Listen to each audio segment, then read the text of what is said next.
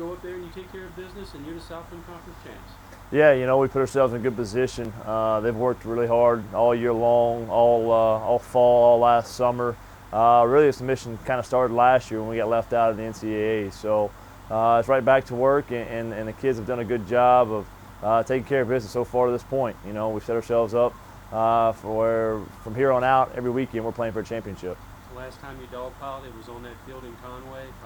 Probably would feel so much better to do that again, huh? Yeah, we started thinking about it the other day and started getting goosebumps just remembering, catching the final out there in right field and dogpiling there in Arkansas. And, it's real simple. We got to take it one game at a time, one pitch at a time.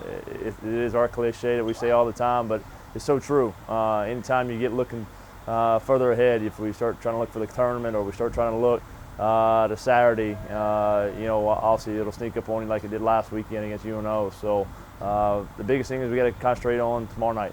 We got a big one tomorrow night. We got Cashman going instead of Setitall, so it'll be time for that senior to dial it up for us. You've talked about it before. There's 2 or 3 teams at the top of the Southland Conference. There's a middle road, and then there's always those few teams at the very bottom. Central's one of those middle of the road teams. Right.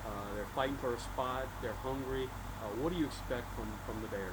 I expect nothing less. Coach Allen and Gum has done a fantastic job with that crew every year.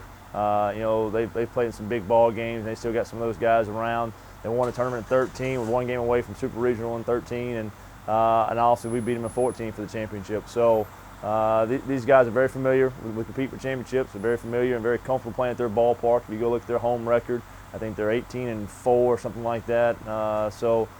They enjoy playing their ballpark. It'll be their senior weekend. They're going to play with a lot of motion, but again, it doesn't go back to what they're doing. It goes back to what we're doing. We got to make sure we come out with all right energy and play our game of baseball. You mentioned their ballpark, their fans, that infield turf, that's everything, including the bases is turf. Does that pose any sort of challenge, or is baseball still the same no matter whether it's dirt or all that? Yeah, it's still the same deal. I mean, as much as we played on turf this year now, it's almost been like our home field. So I think every road trip we've gone on has almost been on turf. So.